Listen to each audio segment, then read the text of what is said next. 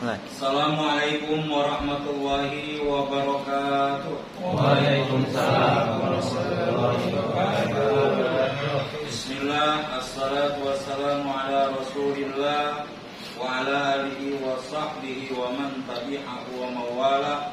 La haula wa la quwata illa billah, amma ba'du.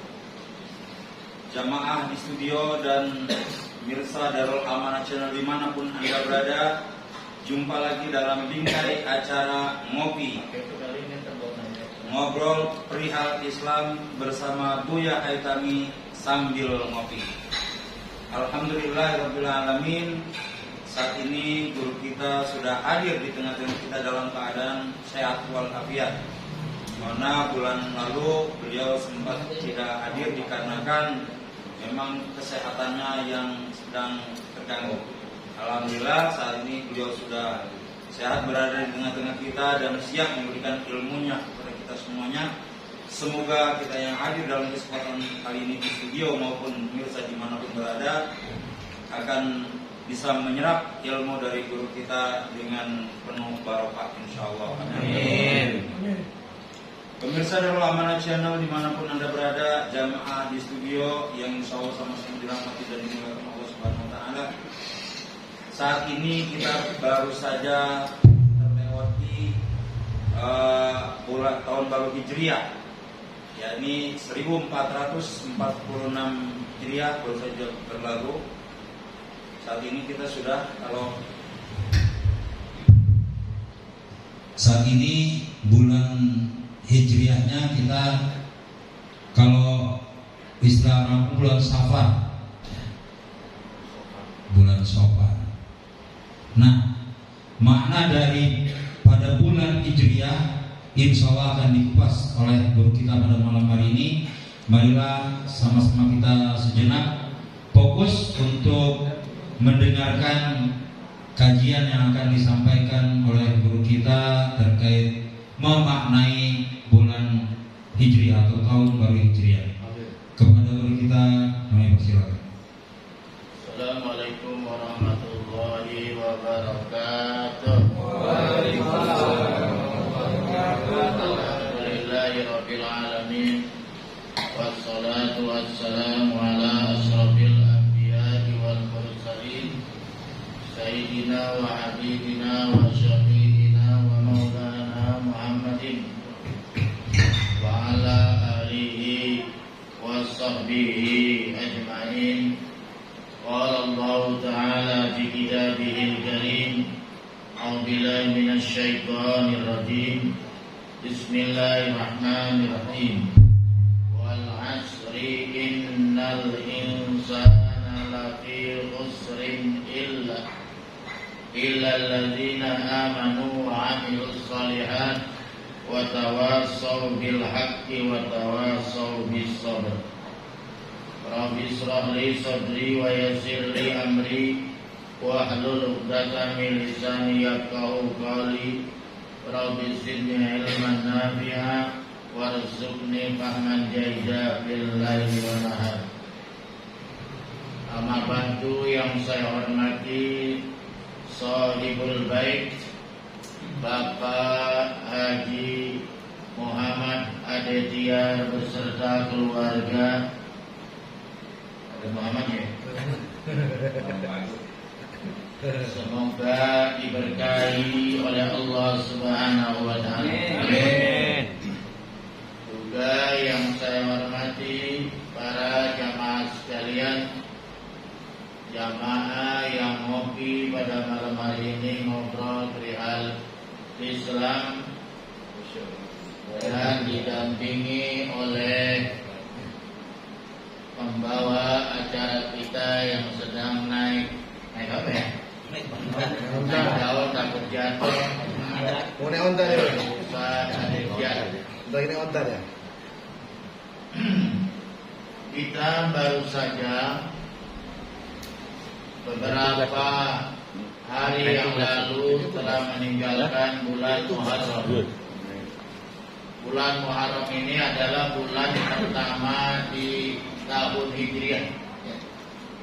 Kalau miladiah itu Januari. Tapi kalau di tanggalan Hijriah itu Muharram itu awal bulan. Yang terakhir Zulhijjah. Kalau Miladiah yang terakhir Desember. Tapi biasanya kita ini karena kalender yang resmi dipakai oleh pemerintah yaitu adalah Miladiah. Terkadang kita lebih hafal ya kalender Miladiah ketimbang Hijriah. Tapi nggak apa-apa, nggak dosa. Sekedar administratif saja ini. Tapi kita sebagai umat Islam siogianya harus open ya.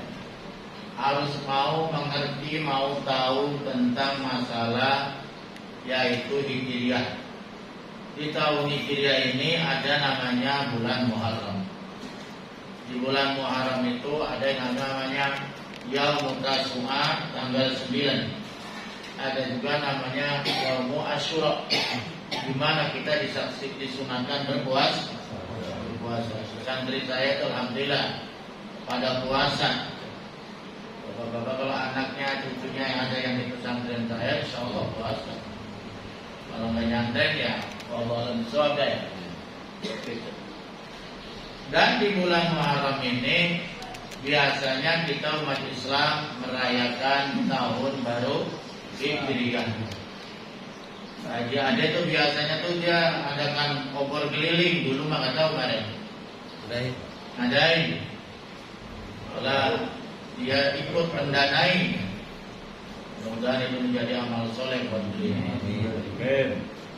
Paling tidak Pak Haji Ikhtiar telah mendidik generasi muda di sini bahwa tahun baru Hijriah itu adalah tahunnya umat Islam. Tahun barunya umat Islam. Mengingatkan pada generasi muda biar mau kenal.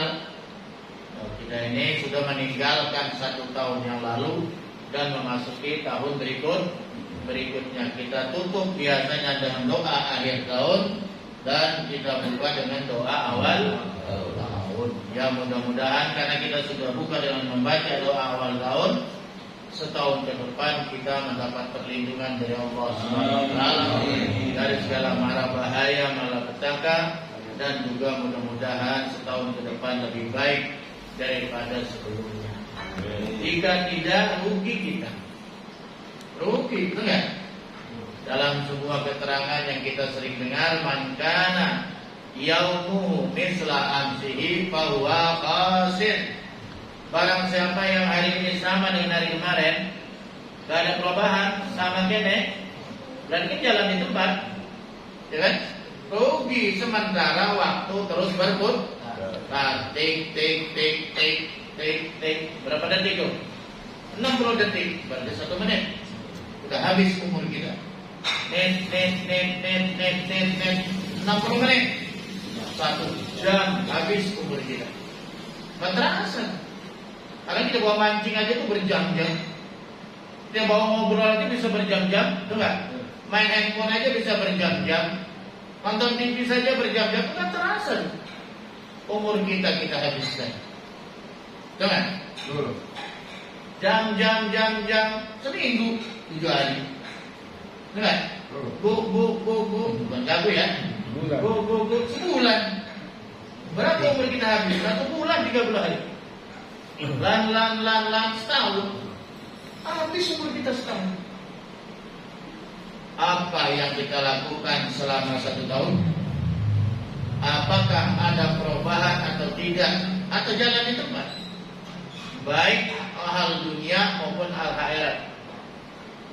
Kalau dunia dan tahun kemarin sama dengan tahun sekarang, rugi. Kalau secara ekonomi. Kemarin Pak Haji Ade belum melebarkan workshopnya, tapi tahun baru ini sudah dilebarkan di belakang. Jadi lebih lega. Berarti Pak Haji Ade tidak jalan di tempat. Secara bisnis, secara ilmu ekonomi dia ada perubahan. Berarti beruntung dia. Bukan merayu biar lebih besar lagi kiriman bulan depan. Kan, ini kan sebagai dorongan semangat, doa, betul kan? Ya ada perubahan. Coba lihat sekarang lebih lebar kan?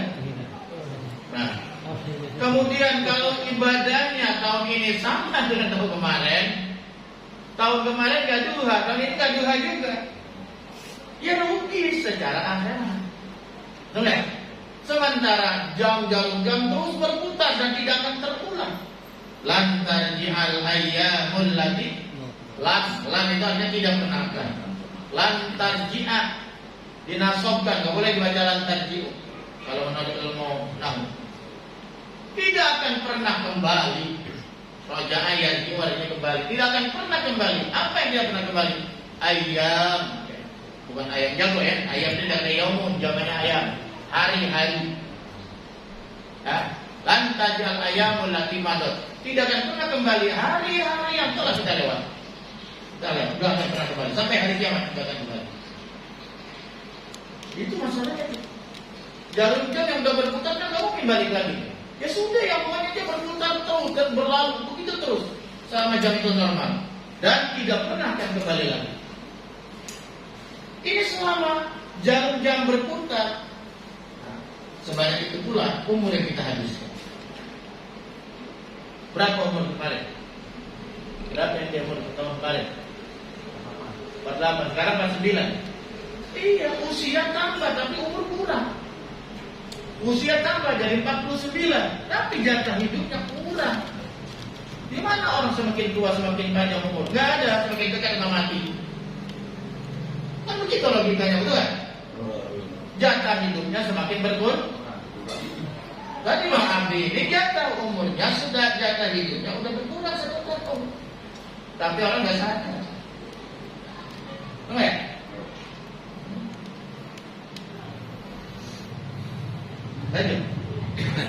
Lanjut.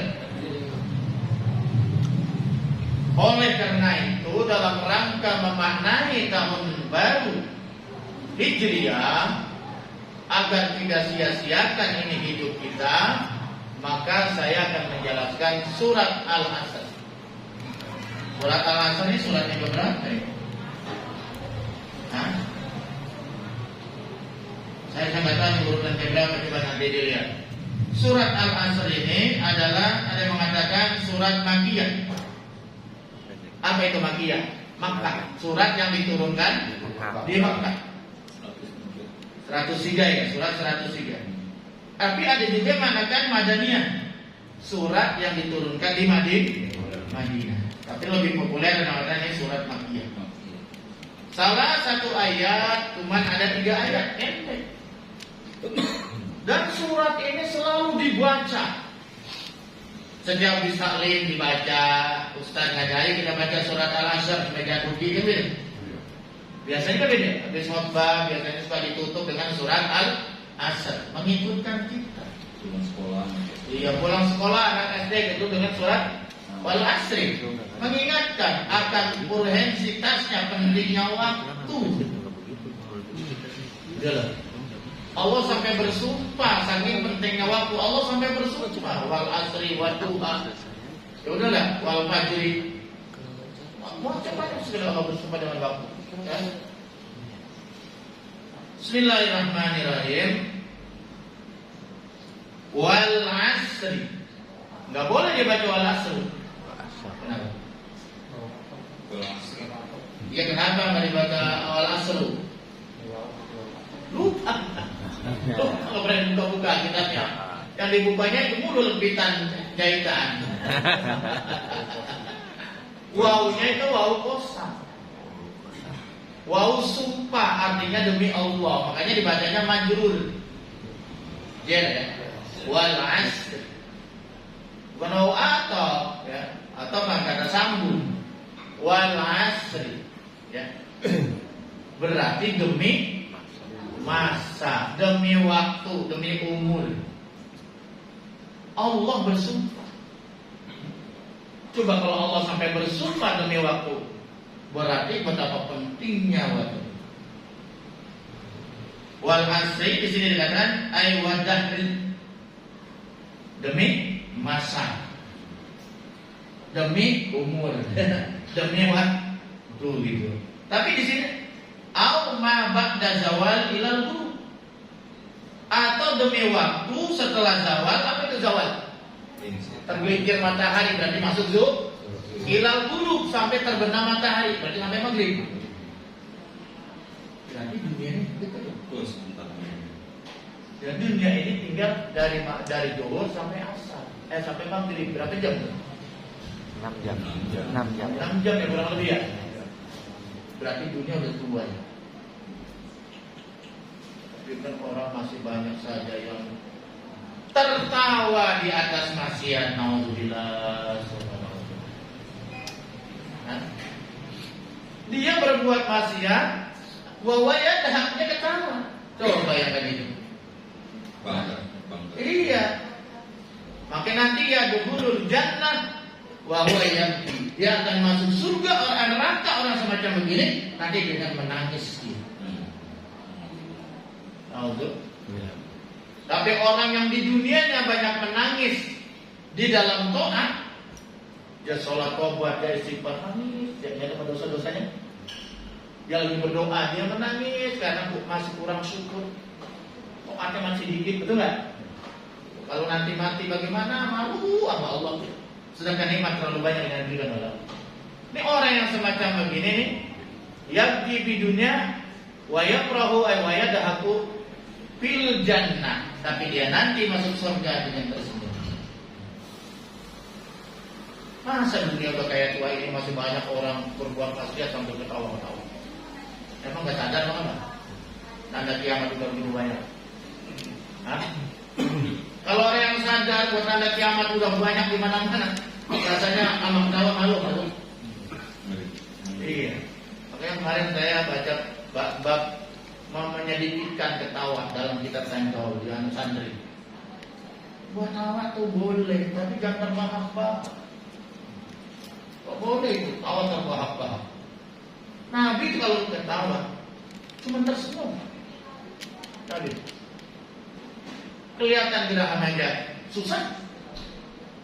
Tapi ada orang tawanya sampai mulutnya dibuka semua. Masuk lalu, jangan. Masya Allah, Allahu Akbar. Jadi kalau orang banyak tertawa di dunia, khawatir nanti dia banyak menangis di akhir. Orang yang banyak menangis di dunia, tadi nangis bukan berarti nangis apa ya? Nangis dalam arti karena dia merasa kurang syukur. Dia merasa masih banyak dosa. Wal asri doa wadahi au ma ba'da zawal ilal ghurub au sholatil asar atau dari waktu asar. Lebih pendek lagi. Tadi berapa jam? 6 jam. Waktu asar 2 jam setengah 3 jam balik ya? 3 jam. Dunia ini bagaikan waktu asar. Ini pencet, asalin, ada yang lain ya? Bang Mujani, termasuk saya kali. Udah asal. Coba solinnya. Maghrib. Wah, bagus itu bagus. Mati lama Iya. Masya Allah. Allah Akbar. Subuh. Hah? Berapa usia? 70 mentok dalam merah. Iya, makanya kencang dulu. Iya kata Nabi, pendidikannya gimana ya Rasul usia umatmu akhir zaman? Baina sitin wa satin antara 60 70. Lah saya masih 63 ini. Usia Nabi. Udah ditambah kemarin Haji Almun dari teman saya. Dipanggil oleh Allah 63. Habis. Oh, nggak punya teman udah sendirian. Untuk yang ngaji di sini jadi punya teman. Kalau di Kalimantan itu saya temannya anak-anaknya teman saya. Masya Allah. Coba itu. Bersyukur kepada Allah. Betapa banyaknya nikmat dikasih oleh Allah. Masih bisa mengelilingi Indonesia. Kayak IKN udah. Udah 2 kali. Terus ini yang sekarang udah.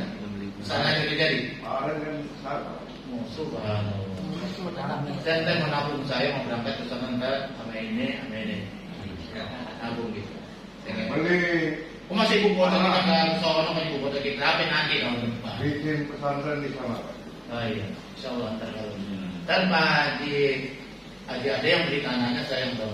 Karena ada Pak Haji. Investasi aja. Amin, amin. Tanahnya masih murah Pak. Jadi sekarang Pak masih 700.000 penonton besok. Kita lanjut. Oke, kita lanjut ya. Innal insana lafi khusr. Tapi kalau ngimamin saya baca begini. Innal insana lafi khusrin illa. Sihirnya. Kalau dalam segi tafsir, tapi dalam segi baca jangan boleh aja. Lafi insana lafi khusr boleh, tapi yang enak lafi khusrin illa, kecuali komandan balik lagi illal ladzina amanu wa amilus shalihat. Kenapa? Karena kalau kita baca artinya begini, innal insana sesungguhnya manusia. Inna lafaz al-insan asalnya insanun, jamannya anas, ya. Insanun itu seorang manusia, tapi kalau anas manusia jaman. Ya. Masukkan lam alif insanun, masuk alif jadi al-insan, namanya takrif ma'rifah dengan alif dan lam. Menurut ulama usul fikih itu lil'am. Apa lil'am? Umum. Artinya apa? Innal insana wa seluruh umat manusia, seluruh manusia atau manusia mana saja, begitu kan? Lebih tepatnya. Siapa saja yang merasa manusia, itu dah umum sih ya. Innal insana, ya. Sungguhnya siapa saja yang merasa manusia. Yang merasa manusia. Bukan binatang memang, bukan tumbuhan, manusia. Lafi husrin, sungguh berada dalam kerugian. Sungguh berada dalam kerugian. Merugi apa? Karena tidak menggunakan waktu, tidak menggunakan umurnya dengan baik. Wal asri demi umur demi waktu.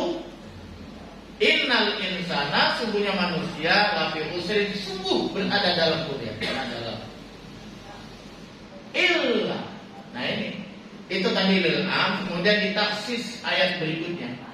Illal ladzina amanu wa amilus shalihat. Ditaksis. Artinya apa? Tidak semua manusia berada dalam kerugian. Masa Allah menciptakan manusia di muka bumi hanya untuk merugi? Kan nggak mungkin. Betul kan? Jadi ada manusia nggak rugi. Mudah-mudahan kita masuk ini. Amin. Amin. Amin ya Allah. Amin. Sekarang mau bebas, sudah pada unsur politik. Dan amin udah kalah. Illal ladzina amanu, kecuali orang-orang yang beriman. Oh, alhamdulillah kita orang beriman. Apapun partai politiknya, apapun pilihan gubernurnya ini besok, selama dia beriman, insya Allah dia tidak rugi. Betul? Mau orang Jawa, mau orang Sunda, mau orang Kalimantan, mau orang Papua, betul kan? Selama dia beriman, dia tidak rugi. Emang Allah tadi mengatakan wal asri, demi waktu, demi masa dan umur, sungguhnya manusia dalam kerugian. Itu sifatnya umum, ya kan? Ini ditafsir dia dengan ayat berikutnya, ini namanya tafsir. Illal ladzina amanu, kecuali orang yang beriman tidak rugi. Makanya kalau imamin dalam sholat yang paling bagus bacanya wal asr innal insana lafi husrin illa, sungguhnya manusia semua dalam kerugian kecuali. Nah berarti ada sambungannya ya. Kalau lafi husr, nah, manusia semuanya dalam kerugian. Kalau titik, wah kan manusia semuanya rugi. Ya. Illa, kecuali, diulang lagi, illal ladzina amanu wa amilus shalihat, kecuali orang-orang yang beriman dan beramal. Jadi orang yang menggunakan umurnya, Pak Solihin, karena dia paling tua saya beritahu, Pak Solihin dikasih umur sampai 70 tahun. Masya Allah, banyak banget tuh umur 70 tahun. Banyak kan ya Pak? Banyak kan Pak Hadirina? Masya Allah. Udah syukuri aja Pak. Artinya masih ada kesempatan kalau kurang ibadah ditambah ibadahnya, kurang taubat banyak sholat taubat, betul ya? Masih kan kalau kurang dosa masih banyak dosa, banyak istighfar. Jadi bagi langsung diberi kesempatan. Betul ya? Karena ada orang yang nggak sempat taubat Pak. Teman saya 65, tapi ngomongnya udah bisik-bisik aja. Nah, itu masih normal. Iya, masih normal dan masih mau ngaji. Nyampur kita yang muda. Siapa yang muda? Ini muda yang Iya, gitu. subhanallah. Luar biasa, jadi dia semangat lagi, muda lagi. Ya kan? Illalladzina amanu, kecuali yang pertama orang yang beriman. Tahu caranya? Orang yang beriman, kalau main jarum gini, punya umur 70 tahun, 10 tahun, 80 tahun, tapi nggak beriman. Rugi apa banyak? Orang yang tidak beriman, menurut pemahaman kita, dia ngamal 1 triliun sia-sia dalam pandangan. Walau dia banyak berbuat amal kebaikan kepada sesama makhluk, tidak ada nilai pahalanya di situ. Kok bisa begitu? Iya, karena kan keimanan. Amal ibadah kita itu bisa nyambung sinyalnya kepada Allah, bisa mendapat pahala dari Allah kalau beriman. Betul. Kecuali beriman. Jangankan yang orang beriman ya. Tabassumuka liwajhi akhika laka sodaqah. Itu orang beriman. Kamu senyum saja kepada saudaramu seiman, seagama, senyum saja, tapi bukan senyum politik. Senyum politik makin nggak tulus. Di depan senyum, belakang onjol. Iya. Ini mas senyumnya senyum ikhlas. Kita kalau ketemu di mana-mana kan dia kan kita ikhlas ya. Assalamualaikum, waalaikumsalam, berjabat tangan. Berjabat tangan saja. Sebelum dia berpisah, gufirallahumma. Qabla ayat apa kata Nabi. Sebelum dia berpisah akan diampuni dosa-dosa kecil. Apa enggak enak jadi orang beriman? Senyum kepada saudaranya itu ibadah, saudara. Saudara duit yang nggak punya. Kalau punya duit banyak kita nih, udah senyum aja yang banyak. Sedekah. Kalau pengen lebih banyak lagi, ambil kursi duduk di depan rumah. Depan rumah betul banyak orang lewat, senyum. Orang lewat senyum. Janda muda lewat senyum. Nenek lewat merem. Gak ada orang senyum. Iya. Tengah malam senyum. Nah, ada orang tetangga gue ya sebelah. Iya. Bayangkan senyum saja ibadah, bersalaman saja diampuni dosa. Membuang benda-benda yang mengganggu orang lewat di jalan, membuang duri, membuang paku. Masya Allah, menjadi sedekah, menjadi ibadah. Itulah orang yang minum. Contoh. Emang aus lagi. Nih minum. Yang ada disuruh minum, hadis sehatnya itu minum ya. Bismillahirrahmanirrahim. Ya Allah, saya minum biar sehat kuat ibadah. Alhamdulillah. Setelah minumnya, alhamdulillah, jadi ibadah, pahala. Baca Bismillah nggak? Komandan baca Bismillah nggak ada di makan buah? Kita mau makan, baca Bismillah dulu. Makan itu urusan dunia, betul kan? Makan urusan dunia, minum urusan dunia, urusan perut. Kerja, kita nyari duit di bengkel, di perusahaan, di apa saja pemerintahan, itu urusan dunia. Tapi karena kita niatkan ini karena Bismillahirrahmanirrahim, Bismillahirrahmanirrahim, saya mencari rezeki yang halal untuk menangkan anak istri saya. Ibadah. Maka itu keringat yang netes juga jadi nilai ibadah, pahala. Asal kerja halal. Tidur baca doa dulu, zikir dulu. Maka sepanjang tidur bernilai ibadah, walaupun molor. Ya? Ibadah. Orang beriman. Ajabah bi amril mu'minin. Maka Nabi itu terheran-heran dengan urusan orang beriman. Nabi sendiri heran dengan urusan orang beriman. Semuanya bernilai kebaikan, nilai ibadah. Karena orang-orang beriman itu kalau dikasih kebaikan dia bersyukur, itu kan baik, ibadah kan. Kalau dikasih ujian dia bersabar, itulah orang beriman. Kesabaran itu adalah menjadi kebaikan. Luar biasa. Tapi orang yang tidak beriman kepada Allah tidak ada.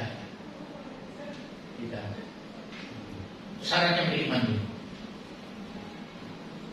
Dia puasa tidak sah, dia sholat tidak sah. Banyak orang muslim puasa, tapi kan hanya sekedar olahraga aja. dapat kesehatan dunia, tapi pahala kan tidak ada. Karena mereka tidak wajib puasa, mereka wajib beriman dulu, baru wajib puasa. Yang kedua, tidak cukup hanya beriman, tapi wa amilus sholihat, beramal soleh. Orang yang selama hidupnya di samping dia beriman sebagai pondasi, kalau rumah kalau pengen kokoh harus ada pondasinya. Itu hidup kalau ada remnya harus pakem kuat iman. Di samping itu dia banyak berbuat amal soleh. Amal soleh ini ada dua, Pak. Ada hablum minallah yang ada kaitannya dengan kepada Allah langsung, misalnya sholat, itu kan hablum minallah. Puasa hablum minallah, haji hablum minallah, baca Quran hablum minallah, benar? Dan sebagainya. Itikaf hablum minallah. Ini kayak begini nih hablum minallah, tapi ada hablum minasnya juga, ada lain. Sedekah, zakat dan sebagainya itu hablum minannas. Ya, menolong orang itu hablum minannas. Punya ayam yang panen itu hablum minal hayawan. Iya. Punya pohon kita siram itu juga bernilai ibadah dan pahala. Itulah hebatnya. Jadi barang siapa yang banyak berbuat amal soleh semasa hidupnya, hablum minallah hablum minannas, maka inilah orang yang beruntung. Malah nanti manusia kalau pengen ketemu Allah harus beramal soleh. Yang kedua, mentauhidkan Allah, beriman, jangan mensyirikinnya. Di dalam surat Al-Kahfi di ayat terakhir kalau salah, wa may yarju liqa'a rabbih falyamal amalan sholihan. Barang siapa yang ingin bertemu dengan Tuhannya, falyamal amalan, harus beramal soleh. Kalau gak pernah berbuat amal soleh, ini termasuk malam ini kita beramal soleh. Bagaimana bisa ketemu dengan Allah? Gak ada tiketnya gimana? Wala yusyrik ibadatihi ahada. Yang kedua, dan jangan dia mensyirikkan Allah, menduakan Allah bisa di dalam beribadah. Berarti iman dan amal soleh dengan tauhid, dengan keimanan. Tapi bisa. Iman amal soleh harus dilandasi. Yang ketiga, apakah orang kalau sudah beriman dan beramal soleh itu cukup? Enggak, masih ada satu lagi kewajiban kita. Wa tawasau bil haq wa tawasau bis sabr. Ausa ba'dhum ba'd. Wa tawasau dan ausa ba'dhum ba'd. Saling berwasiat, saling berpesan. Ya dakwah. Betul ya? Enggak, ada tetangga kita lagi susah, rasa itu syukurin lu. Itu orang beriman. Kalau saudara kita lagi kesulitan, kita tolong, kita bantu sesuai kemampuan kita. Kalau enggak, minimal ya dengan kata-kata lah. Udah bantu dengan duit kagak, tenaga kagak, malah nyumpahin. Nggak boleh. Saling berwasiat, saling berusaha, sabar. Iya, itu dengan doa. Jadi kita punya kewajiban dakwah, ya, gitu. Watawasau bil haq, watawasau tadi ada saling berwasi, saling berpesan, saling mengingatkan. Bil haq, bil haq itu apa? Bil iman, dengan iman, dengan kebenaran. Berwasiat dengan kebenaran, dengan keimanan. Ada anak kita masih bayar subuh susah banget, dakwah ya enggak. Kemudian baik-baik enggak juga. Ya, apa yang kira-kira ya, dikit-dikit dorong juga. Ambil air, diberikan matanya enggak juga, langsung bukin aja. Kata Nabi, punya anak umur 7 tahun, ajarin sholat. 10 tahun masih gak mau sholat, pukul kata Nabi. Kita wajib berdakwah paling tidak di lingkungan rumah tangga kita. Istri kita nggak pakai hijab, suruh pakai hijab, itu dakwah, betul? Betul kan? Anak kita nggak sholat, suruh sholat. Kalau kita nggak suruh, kita namanya belum melaksanakan wa tawassaw bil haq. Itu ada maksiat di dalam rumah tangga. Ya kan? Wa tawassaw bis sabr. Wa tawassaw bis sabr. Yaitu ala ta'ah anil maksiat. Dan juga saling berpesan wasiat dengan kesabaran. Kesabaran ini ada dua di sini. Anil ta'ah ala ta'ah, sabar di dalam menjalankan ta'ah. Emang orang yang belum rajin ngaji kan susah jadi empos dulu. Tapi jangan lama-lama aja doang, nggak pakai disuruh, betul ya? Woi ngaji, ya siap gitu. Awalnya kan susah. Orang yang belum terbiasa sholat berjamaah itu berangkatnya berat. Ya. Padahal sholat subuh itu berjamaah subuh itu kan VIP bintang 5 itu. Tapi kan banyak orang banyak subuh tidur. Eksekutif Pak. Iya, masya Allah, kelas eksekutif. Sholat subuh mah. Apalagi sholat sunnah subuh itu. Sholat sunnah subuh dulu 2 rakaat di rumah, baru nanti di masjid tinggal sholat subuhnya, atau kita bisa sholat tahiyatul masjid kalau imam belum datang ke masjid. Sampai baca subhanallah alhamdulillah wallahu akbar 4 kali. Rakaat al-fajr khairun minad dunya wa ma fiha. Salat sunnah 2 rakaat salat sunnah fajar itu salat subuh, pahalanya khairun minad dunya wa ma fiha. Lebih bagus daripada bumi beserta isinya. Di usia bumi, ini bumi berapa nilainya? Berapa triliun dah, nggak tahu. Di Amerika itu udah kekayaan gila, berapa? Belum di Indonesia, belum negara-negara lain, jumlah saudara. Itu masih kalah dengan pahala sholat sunnah subuh 2 rakaat. Makanya Nabi kalau lupa dibodoh, kalau sholat subuh dibodoh. Terus saking pentingnya sholat sunnah subuh. Tapi sholat sunnah subuh suratnya kalau bisa, yaitu suratnya yang pertama Alam Nasrah, yang kedua Al-Baqarah. Kagak bisa juga Pak Ustaz, kul surat kul kuliah sama kul. Kalau bisa lah. Tapi kalau bisa orang pertama Alam Nasr. Tuh, kalau sholat fajar, surah subuh. Yang kedua Alam Tarokai. Insyaallah kesehatannya dijaga lagi. Paham ya? Ya, jadi itu adalah manasik sabar itu dalam ibadah. Ya orang yang belum doyan lagi kan berkata sabar. Udah ikut aja, kita lama-lama kita doyan tuh ya. Itu orang yang begitu.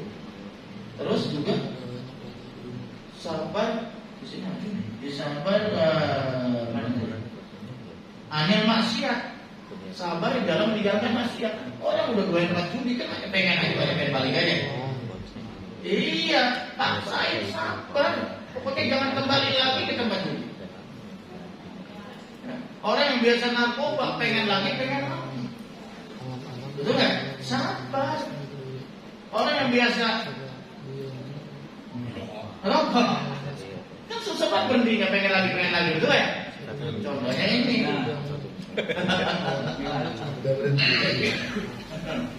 Emang begitu. Apaan? Gua kena asap. Paham ya? Jadi sabar ada 2, sabar menjalankan taat, sabar meninggalkan maksiat. Iya, ada usaha sebenarnya. Orang enggak doyan banget sama maksiat ya. Sabar, pokoknya tinggalin, jangan paksain, jangan dilakukan lagi gitu. Nah kita sebagai yang lebih beneran dikit ya harus managing gitu. Harus ambil dan masa bodoh. Wallahu a'lam. Alhamdulillahirabbil alamin. Baru saja kita dengarkan bersama-sama kajian yang telah disampaikan oleh guru kita terkait memaknai tahun baru Hijriah, di mana dalamnya tadi disebutkan bahwa waktu, di mana waktu itu sangat berharga sekali. Jangankan waktu yang bertahun-tahun, sedetik berlalu sudah tidak bisa kembali lagi. Nah, terkait dengan waktu yang terus berlalu, maka kita dianjurkan dari surat Al-Asr tadi dibahas oleh guru kita, yaitu menjaga minimal 3 perkara untuk agar kita tidak menjadi orang yang merugi sebagaimana disebutkan tadi. Yang pertama, masih ingat? Yang pertama, wal asri innal insana lafi khusrin illal ladzina amanu. Yang pertama orang-orang yang beriman, kemudian yang beramal soleh, dan yang ketiga saling berwasiat atau saling menasihati sesama saudara kita, teman kita. Nah, apabila kita menjaga itu minimal dari rambu-rambu yang telah Allah turunkan melalui Rasulullah kepada kita semua, insya Allah kita bisa selamat dari dunia sampai akhirat. Nah, jamaah di studio yang hadir dalam kesempatan kali ini untuk melengkapi kajian kita pada malam hari ini, saya membuka 3 sesi pertanyaan, 3 penanya maksudnya. Silakan penanya pertama, Bapak Abdi. Assalamualaikum warahmatullahi wabarakatuh. Ya, saya mau bertanya, apa makna hijrah? Apakah kita masih bisa hijrah sebagaimana kaum Muhajirin dan Ansor? Itu saja Buya, mohon penjelasannya. Semoga Buya selalu sehat. Assalamualaikum warahmatullahi wabarakatuh.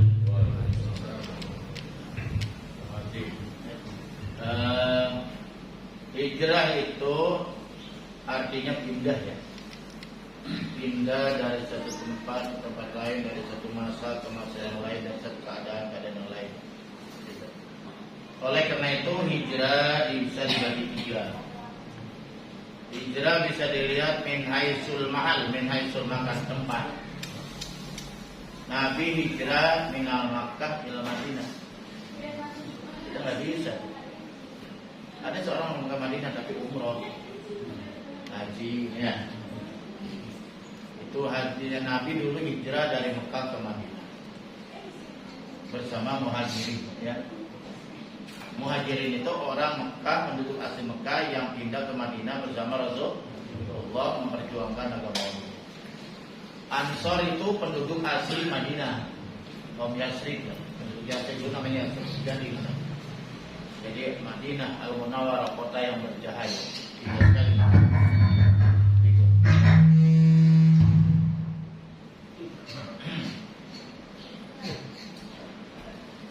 Nah, kemudian yang kedua yaitu hijrah min haisul zaman atau min haisul waqt.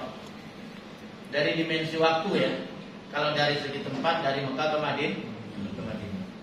Dari segi waktu yaitu ya sudah 15 abad yang silam. Kita tidak mungkin melakukannya karena kita terlambat lahir ya. Jauh sekali. Itu sudah dilakukan oleh Nabi beserta para sahabat hampir 15 abad yang silam.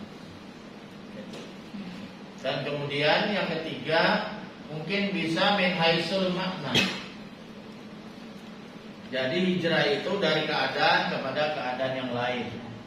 Nilai-nilai hijrah. Nah ini yang bisa kita lakukan sekarang.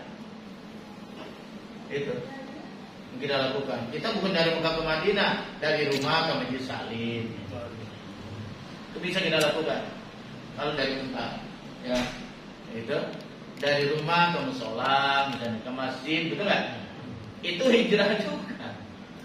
Iya. Tapi kalau hijrah-hijrah bersifat nilai ini kan banyak sekali kita bisa lakukan. Yang biasanya makan yang haram tinggalkan, makan yang halal, yang syubhat kepada yang terang. Dari kebodohan kepada ilmu ngaji kita. Betul nggak?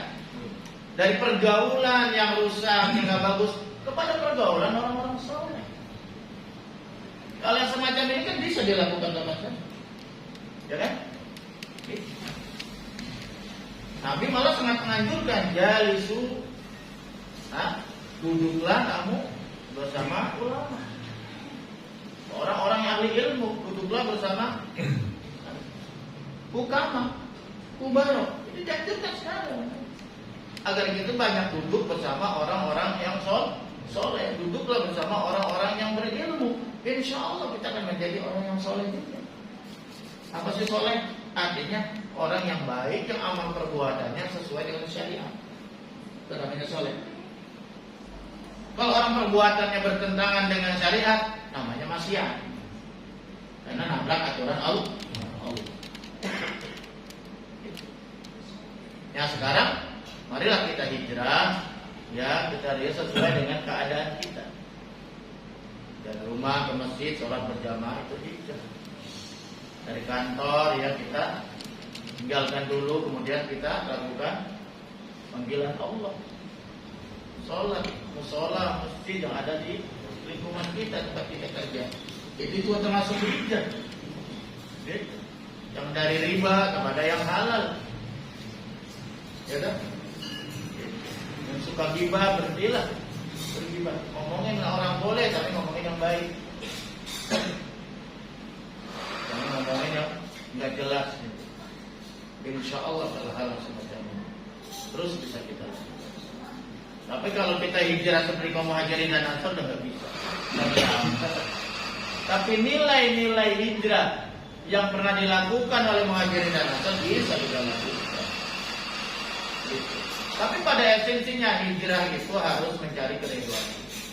Karena pada zaman Nabi pun orang yang hijrah dari Makkah ke Madinah tidak semuanya membela agama Allah, tidak semuanya membela perjuangan Nabi. Ada yang cuma ingin berdagang, dapat dia tidak di sana perdagangan dunia dapat. Ada yang ingin mengawini wanita-wanita Ansor, dia dapat ini juga. Makanya Nabi bersabda, innamal a'malu binniyat, innamal bi'imri'in ma nawa. Segala amal perbuatan manusia itu tergantung niatnya. Dan setiap orang itu tergantung apa yang dia niatkan. Niatnya apa gitu. Bang Abdi kemarin niatnya apa? Kalau niatnya cuma makanan, dapat makanan, pahala nggak dapat. Tapi kalau niatnya ingin mencari keridhaan Allah, menolabul ilmi, dapat dua-duanya. Betul? Itu hebatnya niat itu. Allah. Alhamdulillah, pertanyaan dari Bapak Abdi sudah dijawab, sudah jelas ya Pak ya. Jadi saat ini kita masih bisa melakukan hijrah bil makna. Hijrah dari sesuatu yang belum baik kepada sesuatu yang lebih baik. Yang tadinya tidak pernah sholat menjadi sholat selalu. Yang tadinya sholatnya di rumah, kemudian sholatnya di masjid. Yang tadinya cuma ikut-ikutan ngaji, sekarang ngaji beneran sesuai agendanya, sesuai ini. Oke, untuk penanya yang kedua, Bapak Ibrahim silakan. Assalamualaikum warahmatullahi wabarakatuh. Waalaikumsalam. Mohon izin bertanya ya tentang iman dan amal soleh. Apakah iman dan amal soleh bisa dipisahkan satu sama lain? Kemudian pertanyaan kedua, bagaimana pandangan Ahli Sunnah wal Jamaah tentang hal tersebut? Atas penjelasannya saya ucapkan terima kasih ya. Wassalamualaikum warahmatullahi wabarakatuh. Tadi masalah iman dan Islam kita menjabarkan ya. Nah, kemudian bagaimana pandangan iman dan Islam itu bisa dipisahkan enggak? Iman dan amal soleh. Begini, iman itu adalah ibaratnya satu bangunan yaitu fondasi. Satu rumah ya. Tapi kan rumah nggak cukup fondasi doang. Buat apa fondasi doang? Ngapain orang bangun rumah cuma fondasi doang nggak jadi? Nggak bisa ditempati, nggak bisa ada manfaatnya, betul ya? Bagaimana kita bangun rumah bisa manfaat, bisa berteduh dengan keluarga? Ya harus ada tiangnya. Apa lagi? Ada pagernya, betul ya? Ada atapnya, ada jendelanya dan pintunya biar bisa masuk, betul ya? Ya kita anggap aja itu semuanya amal soleh. Supaya hidup kita ini bermanfaat. Jadi orang yang beriman, kalau dia berbuat amal soleh harus dilandasi iman. Orang Islam berbuat amal soleh, sholat harus ada landasannya apa? Iman. Nah kalau dia nggak ada landasan iman, dia sholat kepada siapa? Dia sia-sia. Sholat itu harus karena Allah, gitu ya. Puasa ya karena Allah. Gitu. Jadi harus iman dulu kepada Allah. Tapi orang yang beriman juga harus beramal soleh, harus Islam. Ya. Kalau beriman doang cuma percaya doang, ya. Beriman pada Allah percaya saya, percaya pada Allah percaya banget saya pada Allah, percaya pada Rasul percaya, hari kiamat percaya, semua saya percaya. Sholat kagak. Kejauhan itu namanya, betul nggak? Aliran Nabi dan begitu. Cuma percaya doang Nabi nggak sembahyang. Percaya. Asal ingat udah nggak sembahyang, asal ingat aja ada Tuhan. Penting akhlak bagus. Sholat itu akhlak kepada Allah, puasa itu akhlak kepada Allah, kan akhlak juga. Benar nggak? Iya, kita berzikir itu akhlak kita kepada Allah.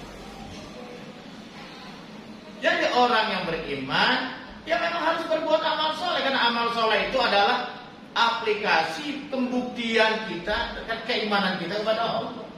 Kalau Anda beriman pada Allah, buktikan dong. Betul nggak? Suruh sholat di sholat, suruh puasa Ramadan di puasa, suruh haji kalau mampu ya haji, itu kan? Suruh zakat ya zakat. Jangan dipisah-pisah. Gak bisa dipisah. Iman dan amal soleh itu satu kesatuan. Ibarat dua sisi mata uang. Orang yang beriman mesti beramal soleh. Orang yang beramal soleh harus dilandasi iman. Kalau tidak ada iman tidak sah. Ada loh banyak orang non muslim puasa, cuman karena toleran temannya muslim satu kantor gitu. Ya gak apa-apa juga, tapi kan gak dapat pahala. Cuma dapat pahala dunia saja. Kami akan mulai. Nah bagaimana pandangan Ahlussunnah wal Jamaah? Ya pandangan Ahlussunnah wal Jamaah ya yang memang seperti itu, tapi berbeda dengan paham Khawarij yang kemudian membentuk menjadi Khawarij gaya baru namanya ISIS. ISIS itu adalah dari paham Khawarij gaya baru.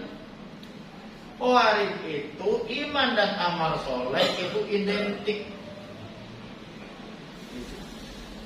Orang yang beramal soleh, orang yang beriman kepada Allah harus sholat. Kalau nggak sholat wajib dibunuh.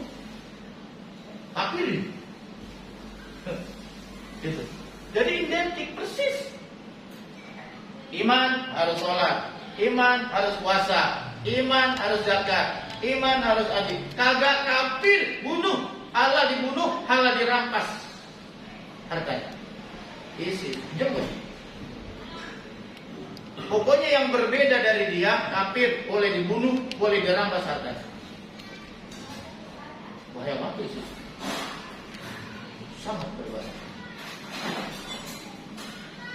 Tapi kalau Ahlussunnah wal Jamaah dalam masalah ini ngikut kepada Abu Hasan Al-Asy'ari sebagai pendiri Ahlussunnah wal Jamaah. Abu Hasan Al-Asy'ari dan Abu Mansur Al-Maturidi. Inilah dua pendiri Ahlussunnah, akidah Ahlussunnah wal Jamaah dalam tauhid ya. Tapi cikal bakalnya sudah ada zaman Syekh Hasan Al-Basri. Syekh Hasan Al-Basri ini kaum tabi'in, ulama terbesar tapi di kalangan tabi'in. Alam tabi'in itu generasi kedua setelah sahabat. Nah, dari tabi'in langsung ke sahabat, sahabat ke Rasul. Jadi tabi'in ini generasi yang sangat dekat. Kalau sahabat mah hidupnya zaman Nabi kan ya. Paham ya? Itu. Nah, yang dimaksud Ahlussunnah wal Jamaah ini, Bang Ibrahim biar jelas. Di dalam akidah mengikut Imam Abu Hasan Al-Asy'ari dan Imam Abu Mansur Al-Maturidi. Di dalam fikih atau di dalam ibadah mengikut salah satu 4 mazhab. Karena semua 4 mazhab itu Ahlussunnah. Cuman kita di Indonesia lebih banyak ikut kepada Imam Syafi'i gitu. Paham ya? Itu dalam ibadah ya. Jangan dianggap kalau selain Syafi'i itu sesat, nggak boleh begitu. Karena Imam Syafi'i pernah belajar dengan Imam Malik. Paham? Imam Syafi'i pernah belajar langsung kita al-Muwatta dari Imam Malik.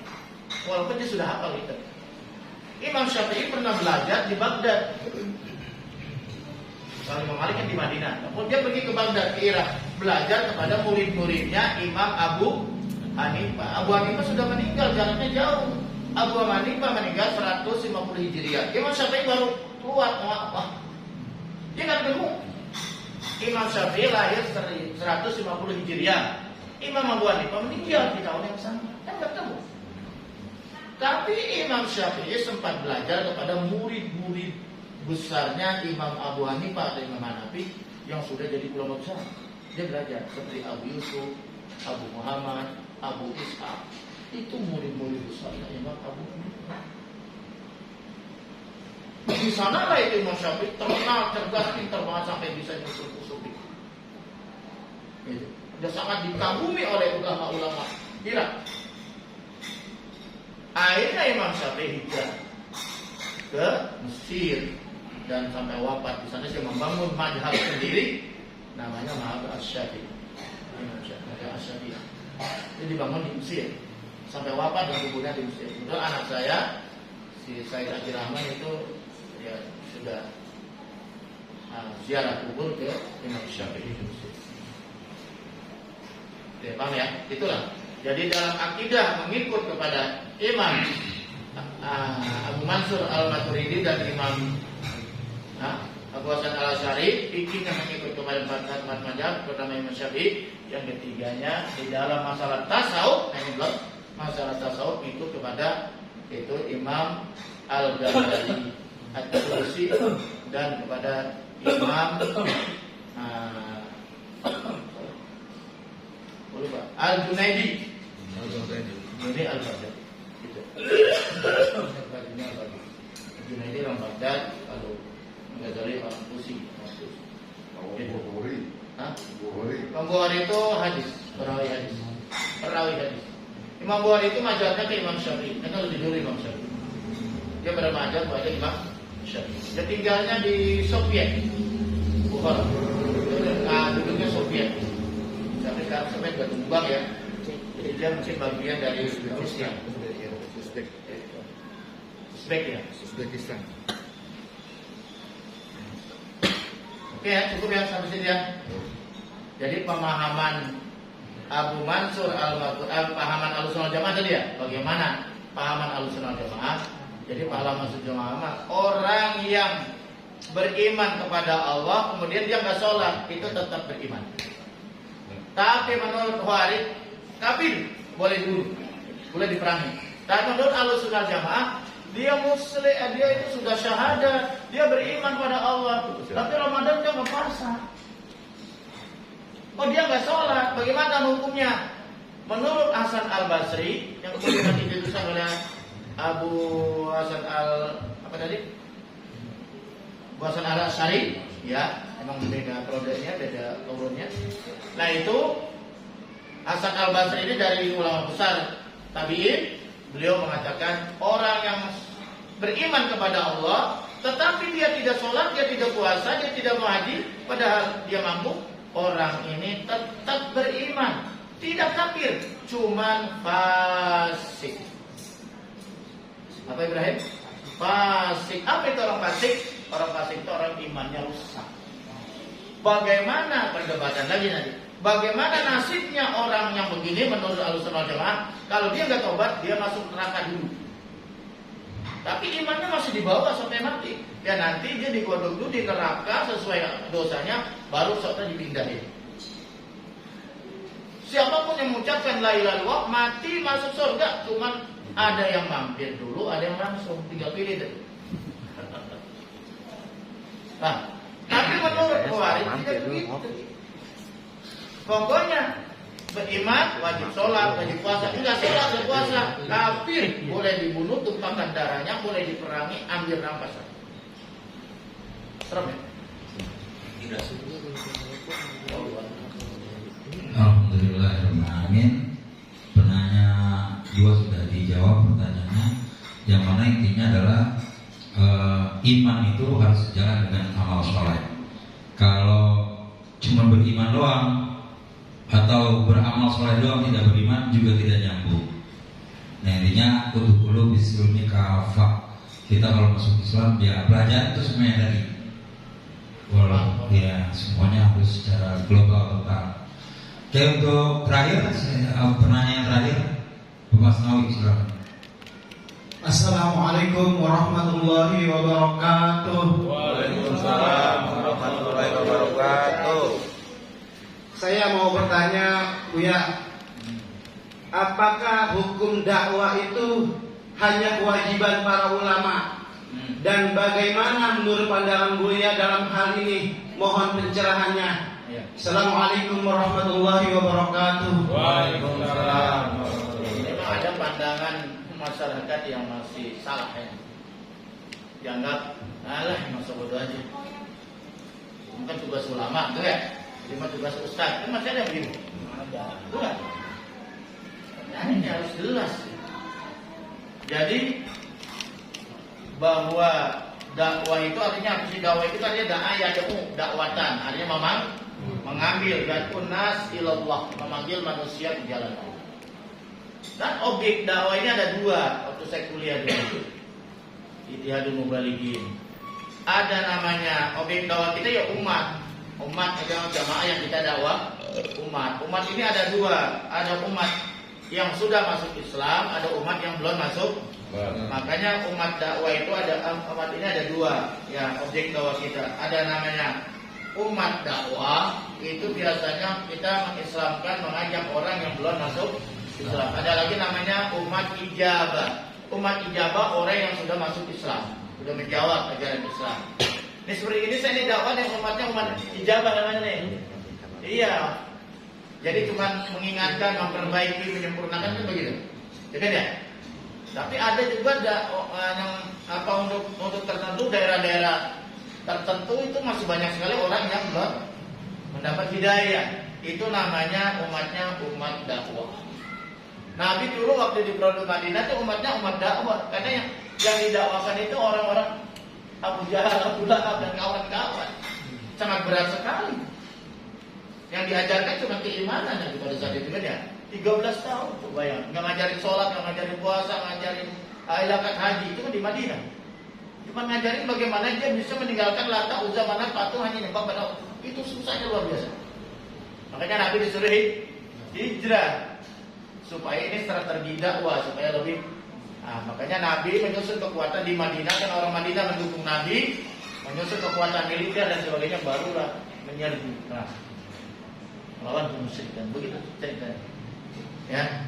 Nah, jadi berat memang Nabi itu. Nah, tetapi setelah Nabi tinggal di Madinah, kan sudah di Madinah mau berbondong-bondong masuk Islam. Jadi umatnya lebih mudah, umatnya umat ijabah. Tapi dengan perjuangan begitu, dengan berbagai pertempuran, berbagai perang, akhirnya kota Mekah terbuka juga menjadi kota Islam. Idza jaa nasrullahi wal fath. Ya. Idza jaa di saat datang nasrullah, pertolongan Allah, wal fath, dan pembebasan kota Mekah. Bersama. Ra'aital saya dulu nabi dinilai. Kamu menyaksikan manusia berbondong-bondong masuk ke agama Allah. Inilah dalam agama Allah. Berbondong-bondong. Iya. Itu juga berbondong-bondong setelah Abu Sufyan pimpinannya kan ya. Abu Jahal itu nggak ada. Abu Sufyan. Karena pada saat itu ada sahabat, karena kita di atas angin kan, di atas angin kita pada saat itu sebenarnya bukan mau perang, tujuannya mau ibadah haji, cuma 10.000 Nabi bawa jamaah, bayangkan 10.000.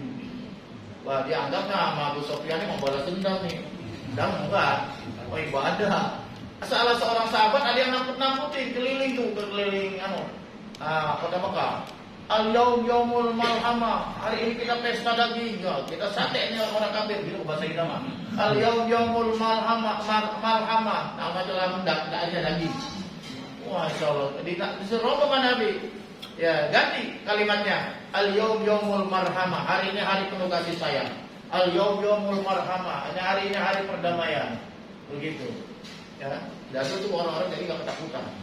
Nah, kemudian bagaimana nih supaya orang semuanya masuk Islam? Kata Nabi ngomong, Man dakhala baitas Abi Sufyan faqad amina. Maka dia akan selamat, dia akan aman. Gitu.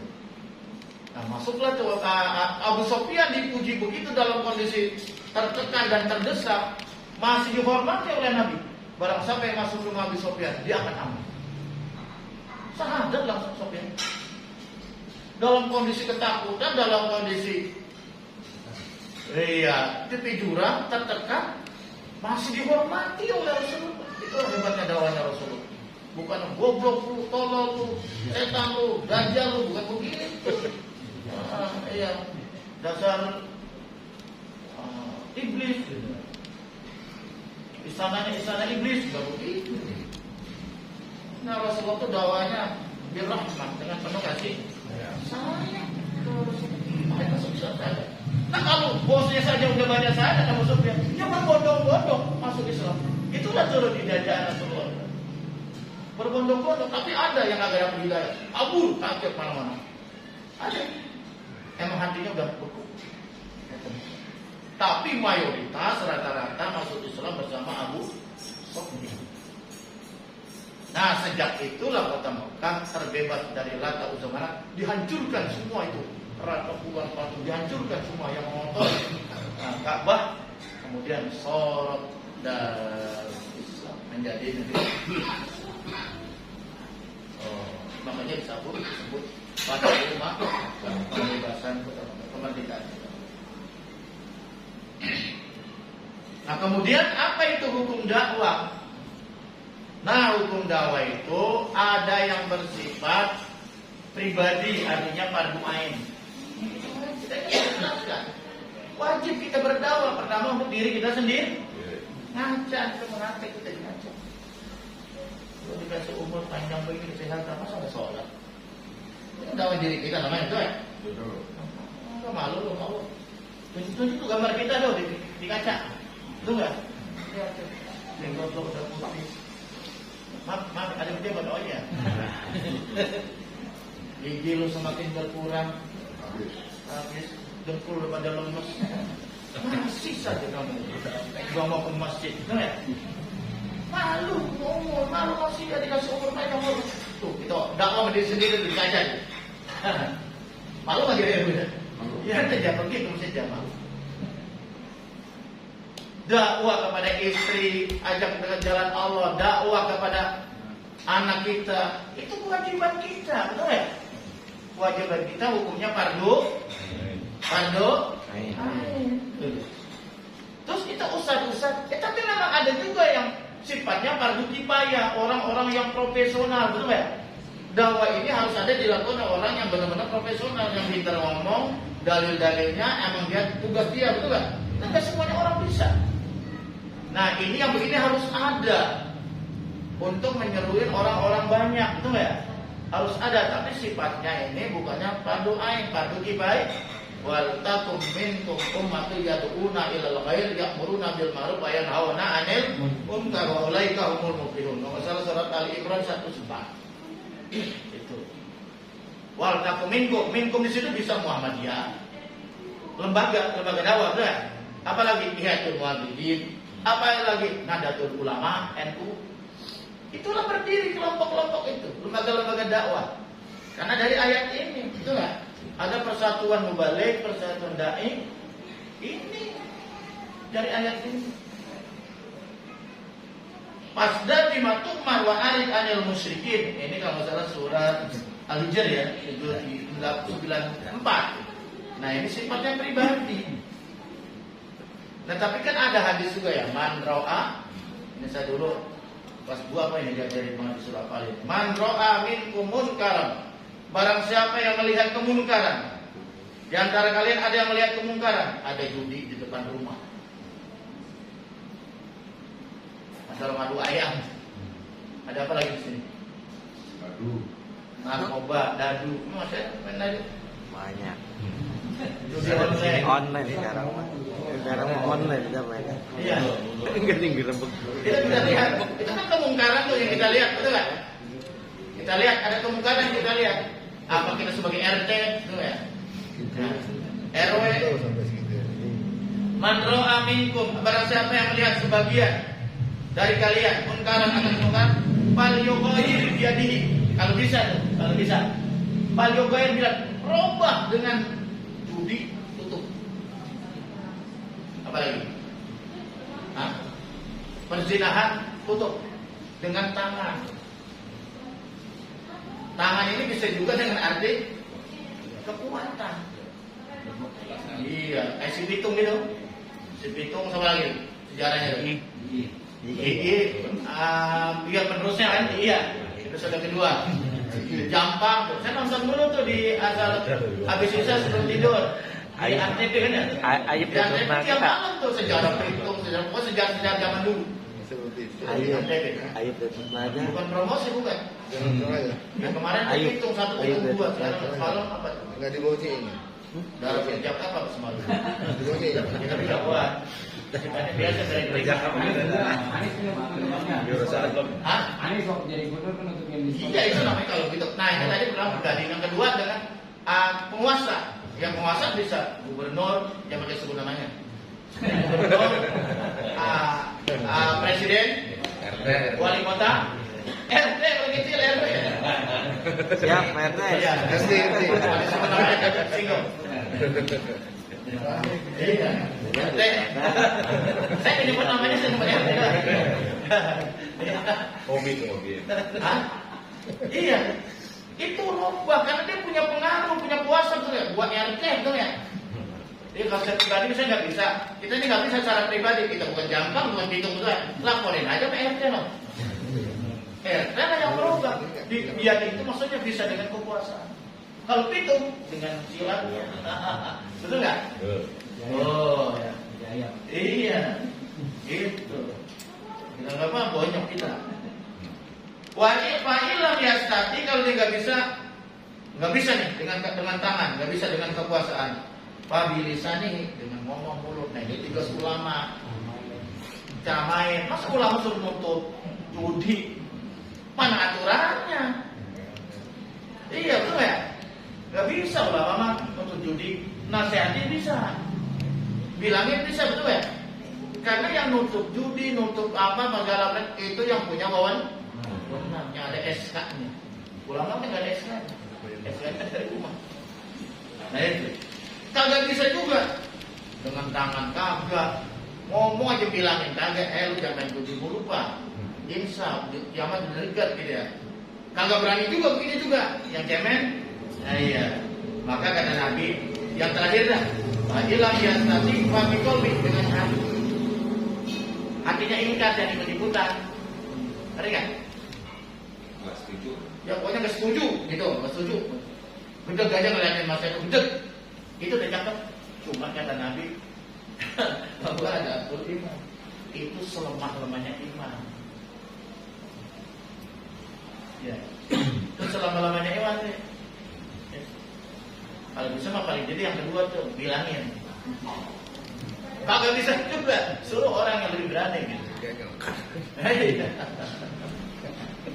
Kayak segitu mah udah jep aja udah dapat dunia tendang gitu. Itu dilawan. Itu Jadi hukum dakwah itu ada 2 Satu, fardu ain pribadi-pribadi, yaitu kita berdakwah sesuai dengan kemampuan kita masing-masing gitu. Yang kedua, fardu kifayah. Nah ini kewajiban fardu kifayah ini artinya ya hanya orang-orang yang profesional. Para ulama, para dai, wallahu a'lam. Alhamdulillahirabbil alamin. Pertanyaan yang ketiga juga sudah dijawab oleh guru kita, di mana kewajiban berdakwah itu sampai saat ini dan seterusnya minimal untuk diri kita sendiri, mendakwai diri kita sendiri, keluarga kita, di lingkungan kita yang terkecil sampai yang kita mampu lah ukurannya. Itu yang harus kita perhatikan. Kalau yang lebih luasnya lagi nanti fardu kifayah, ada orang-orang yang spesialis memang tugasnya di bidang itu. Mungkin itu saja dari 3 pertanyaan sudah dijawab semua oleh guru kita. Dan tibalah sebelum kita tutup jumpa kita pada malam hari ini, Tiba saatnya kita mendengarkan kesimpulan dari kita, guru kita. Silakan kita. Pakai kesimpulan.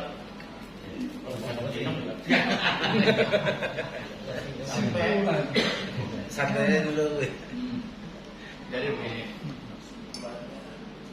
ya karena kita sudah memasuki tahun baru Hijriah ya. Tapi saya bersyukur sekarang tuh tahun baru Hijriah lebih berwarna dibandingkan dulu kan ya. Nggak ada yang diam ya. Sekarang udah mulai tuh. Bahkan pemerintah pun di daerah-daerah banyak yang memperingati Hijriah betul ya. Banyak pemerintah juga banyak dengan acara-acara budaya Islam gitu ya. Terus masyarakat juga di desa-desa sudah mulai mengadakan. Bagus. Paling tidak. Walaupun hanya bohong atau apalah begitu ya. Bagi-bagi yang sebungkus apa dia. Apa? Nah tugas saya barangkali berbeda. Tugas saya ini bagaimana menerangkan nilai-nilainya ya. Jadi sudah saya jelaskan bagaimana memaknai tahun baru ini. Ya tentunya paling tidak bagaimana hidup kita ini, usia kita jangan kita sia-sia ya, karena kita sudah hilang umur kita 1 tahun ya, semakin berkurang. Makanya harus kita maknai, jangan kita lewat begitu saja tanpa berbuat apa-apa. Tidak rugi kan? Ada Nabi khairukum man tala umruhu wa sunamahu. Orang yang paling bagus di antara kalian orang yang umurnya panjang. Umurnya panjang. Subhanallah 70 tahun. Rubi. Man tala umruhu wa sunamahu. Orang dikasih umur panjang dan bagus amal perbuatannya. Itu orang yang terbaik di antara kalian. Wa syarrukum, dan sebaliknya jelek-jeleknya orang di antara kalian man tala umruhu wa sa'a amalu. Orang panjang umur tapi buruk jelek perbuatannya. Tekor itu kan. Umurnya tekor, umur panjang, banyakkan maksiat, benar? Nauzubillah. Nah, umur yang semacam ini tidak membawa berkah, malah membawa azab. Nauzubillah min. Nah, dan man kana yaumuhu misla amsi bahwa hasir. Barang siapa yang hari ini tahun ini sama dengan tahun kemarin rugi. Ada perubahan, jalan di tempat. Wa man kana yaumuhu syarran min amsihi bahwa halik. Nauzubillah. Barang siapa hari ini tahun ini lebih buruk dari tahun kemarin, berarti dia hancur. Kehancuran begitu. Lebih buruk. Bukan jalan ke depan, jalan ke belakang. Enggak ada comberan. Mending comberan kalau laut. Nah, itu. Kemudian yang ketiga, man kana yaumuhu khairan min amsi fahuwa rabin. Nah, ini yang enak. Barang siapa tahun ini lebih baik daripada tahun kemarin, berarti dia rabihun, beruntung. Bagus-bagus sih beruntungnya dunia dan akhirat. Dunianya lebih maju, akhiratnya lebih maju. Ibadahnya lebih maju. Wallahu a'lam. Alhamdulillahirrahmanirrahim. Kajian kita pada malam hari ini telah usai sampai di titik kesimpulan yang telah disampaikan oleh guru kita. Semoga harapan kita, pertemuan kita pada malam hari ini diberkahi oleh Allah Subhanahu wa taala dan kita semua dapat menyerap ilmu dari guru kita sehingga menjadi ilmu yang barokah, manfaat dunia akhirat untuk kita dan keluarga kita semua. Ya rabbal alamin. Sebelum kita tutup pertemuan kita pada malam hari ini, mari sama-sama kita membaca doa kafaratul majlis. Bismillahirrahmanirrahim. Subhanaka Allahumma wa bihamdika asyhadu an la ilaha illa anta astaghfiruka wa atubu ilaik. Walhamdulillahirabbil alamin. Demikian jumpa kita pada malam hari ini. Saya Datuk dan Buya Aitami mengucapkan terima kasih atas segala perhatiannya. Mohon maaf atas segala kekurangan. Usikum wa nafsi. Wassalamualaikum warahmatullahi wabarakatuh. Waalaikumsalam.